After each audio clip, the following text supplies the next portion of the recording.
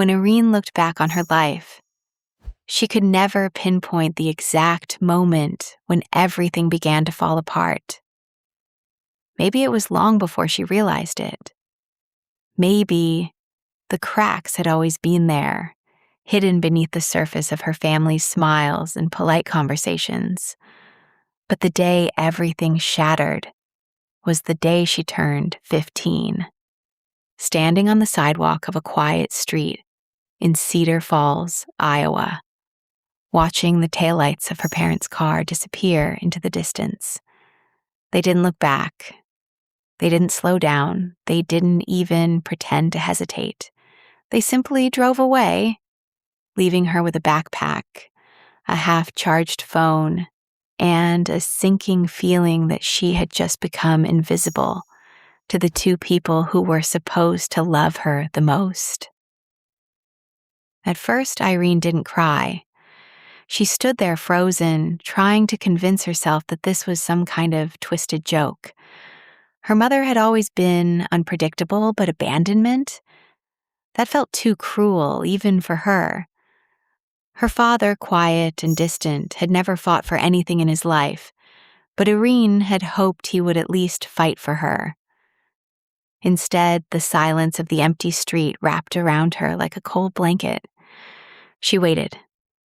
5 minutes, 10, 20, but no one came back. When she finally moved, her legs felt heavy, as if each step was sinking into the pavement. She walked toward the small bus station at the end of the street, the only place she could think of. She didn't know where to go. She didn't know who to call.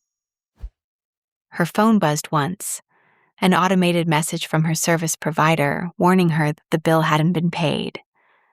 She stared at the screen until it went dark again. That night, she slept on a bench behind the station, curled up under her thin jacket.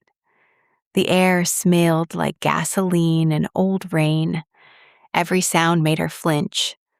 A passing train, a barking dog, footsteps in the distance. She kept telling herself she would wake up and find her parents standing over her, apologizing, explaining, begging her to come home. But morning came, and the only thing waiting for her was the rising sun and the ache in her chest.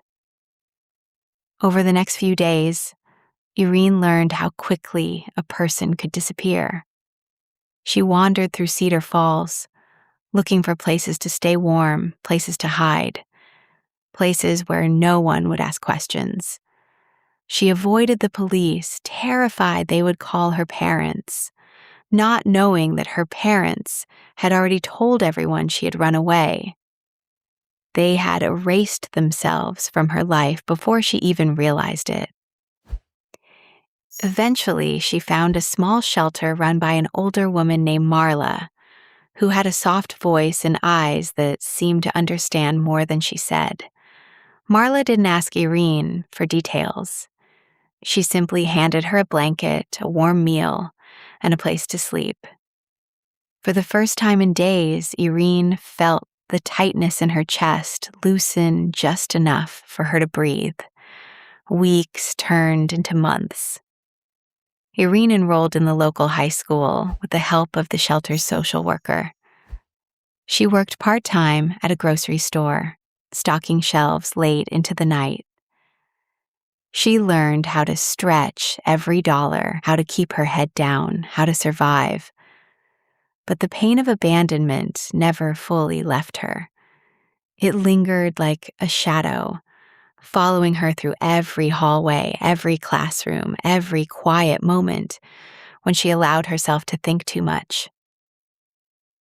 One evening, while she was closing the store, she found an old photograph tucked behind a stack of canned soup. It was a picture of a family, 2 parents, and a little girl smiling at the camera. Something about it made her chest tighten. She realized she couldn't remember the last time she had seen a picture of her own family. Her parents had never kept many photos, and the few that existed were probably thrown away the moment she became inconvenient. Irene slipped the photograph into her pocket and walked home under the dim streetlights. She didn't know why she kept it. Maybe it reminded her of what she had lost, or maybe it reminded her of what she still hoped to find. Years passed. Irene grew stronger, more independent, more determined. She graduated high school with honors, earned a scholarship to a community college, and eventually moved into a small apartment of her own.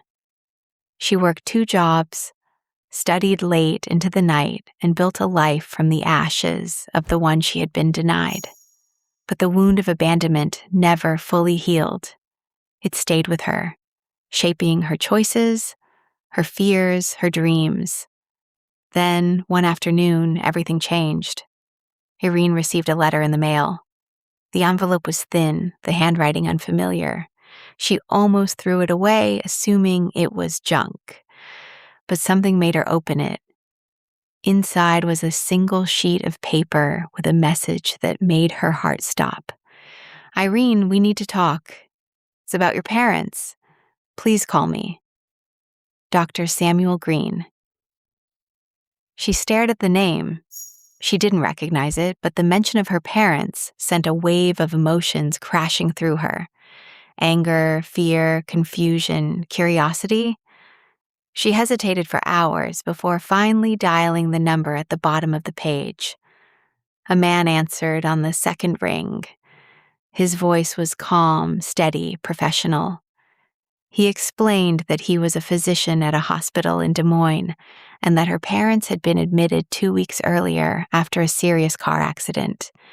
They were alive, but barely, and they had asked for her. Irene felt the world tilt beneath her feet. After all these years, after all the silence, after all the pain, they wanted to see her? Why? What could they possibly say that would matter now? She almost hung up. But something inside her, something small and fragile, whispered that she needed answers. She needed closure. She needed to understand why they had left her. The next morning, she took the bus to Des Moines. The ride felt endless. She stared out the window, watching the fields blur into streaks of green and gold. Her hands trembled in her lap. She didn't know what she would say. She didn't know what she wanted to hear. She only knew that she had to face them. When she arrived at the hospital, Dr. Green met her in the lobby. He was kind, with tired eyes and a gentle smile. He led her down a long hallway to a room at the end. Irene's heart pounded so loudly she could barely hear his words. Inside the room, her parents lay in separate beds, pale and fragile. Her mother's eyes widened when she saw her. Her father's lips trembled. For a moment, no one spoke. Then her mother whispered, "Irene, we're sorry." The words hung in the air, heavy and hollow. Irene felt something inside her crack, not with pain, but with release. She didn't forgive them. Not yet. Maybe not ever. But she listened. She listened as they explained their fears, their mistakes, their selfishness. She listened as they cried. She listened as they begged for a chance to make things right. And when they were done, she stood there quietly, feeling the weight of her past settle into place. She didn't know what the future would hold. She didn't know if she could rebuild a relationship with the people who had broken her. But she knew one thing with absolute certainty. She was no longer the abandoned girl on the sidewalk. She was Irene, strong, resilient, unbroken. And this time she would choose her own path.